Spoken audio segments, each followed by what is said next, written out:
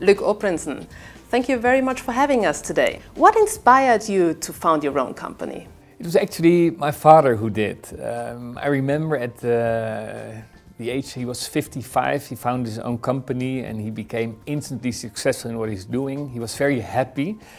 And yeah, that left a deep impression, and really I think that was one of the main drivers of finally, 3 years earlier than he did, founding my own company. What were the main challenges that you encountered when you founded your business? One of the first obstacles is actually when you start your own company, you have to go through all the administrative hassle, and that was pretty heavy in Germany. It took me months to go through all the registrations, legislations and bankings, insurances. It was pretty tough. But you learn a lot, you know, and I have to admit I've been spoiled while working for corporate organizations, big organizations, because you have a lot of people working for you who do all those administrative jobs. You're an expert in luxury. How much luxury does a woman need? Oh, according to me, an abundance, really. And luxury makes people happy, and I think that's one of the objectives we have working in the luxury industry, to make women happy. It's the most beautiful thing to do. But how much luxury does a man need? Basically the same, no difference. Men do like luxury. You've been so long in this market now. Do you maybe know why exactly the Swiss watches are so precise? Swiss, they have this inner peace, particularly where the watch industry flourished in the Swiss Jura. High up in the mountains, these people have this inner peace, this capability to work hours, very secure on fine watchmaking, and I think that's what made them famous. What actually are your freedoms in association with how to work with the brands? Is there anything that you can suggest to the brands? Of course, I'm fortunate to work in Northern Europe. Germany is part of Northern Europe. It's the fourth, fifth biggest luxury watch country in the world. So they listen a lot to our feedback. We know our markets very well, so even on product development, pricing, communication, they ask our opinion, and we have, I would say, a hotline with the headquarters in Switzerland discussing where to go.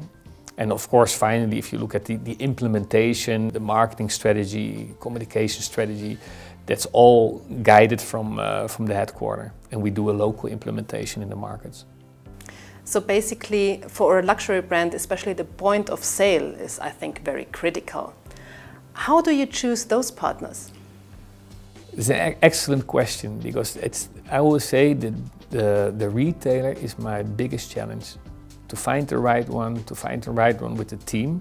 And to answer your question there, I look instantly at the team. Of course, you have elements such as the location, the brand environment, but in the end, you need the people selling your product. And if I have any doubt about the capability of the team, the sales team in the store, I look for the next opportunity. So people for me are really decisive.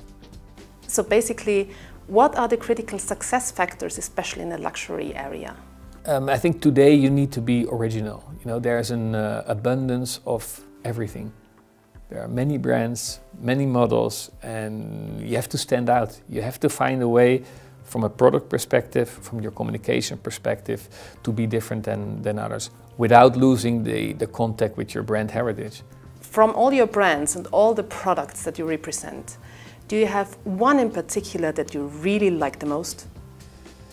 No. I think it's like having a family with many children. You all love them, and it's the same for my brands.